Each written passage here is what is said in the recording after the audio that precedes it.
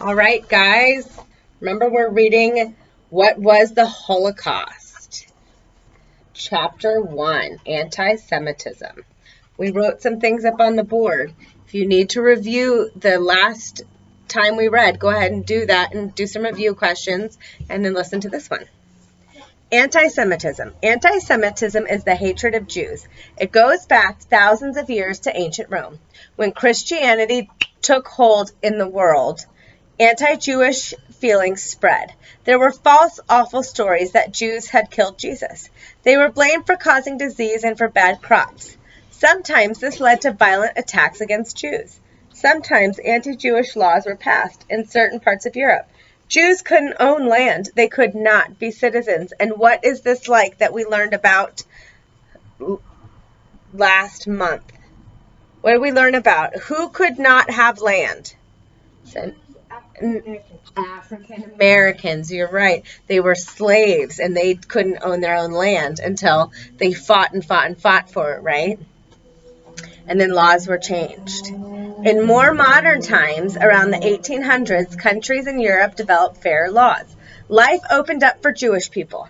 They had some more freedom. Some Jews kept their old customs, some did not. More and more Jews considered themselves German or Austrian or French before they thought of themselves as Jewish. Then, in 1914, the Kaiser Emperor of Germany started a world war in Europe.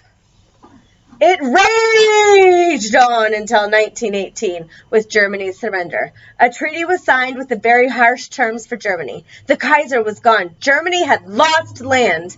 It had to disband its army. For starting the war, it had to pay billions of dollars to the country that Germany fought against. But Germany didn't have any money.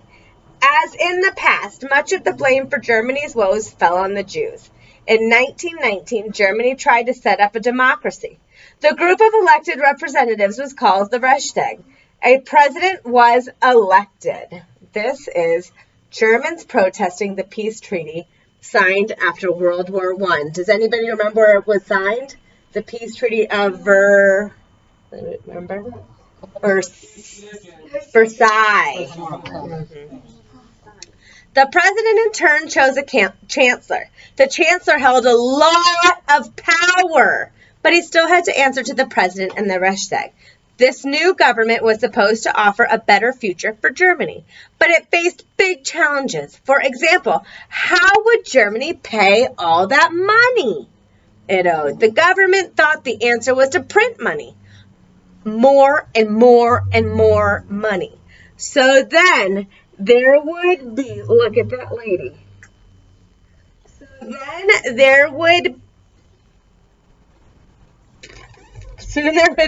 so many German dollars, marks, they became almost worthless. Prices went up day by day, hour by hour. One man bought a cup of coffee for 5,000 marks, already a very high price. When he ordered a second cup, the price had shot up to 9,000 marks. People carried cash around in wheelbarrows. By 1929, millions of Germans were out of work. Most had their savings wiped out. Many wanted change, a new direction for the country. But who could lead the country on a new and better future? Germans turned to the worst person possible. Who is this? Who is this? Adolf Hitler. Good guy or bad guy? Bad guy. All right. And Adolf Hitler was the leader of what? The Nazis. And who did he hate most of all? The Jews.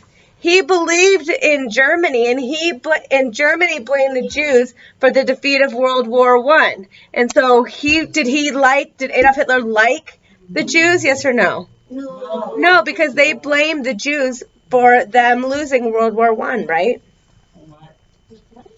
Okay. Thanks, guys.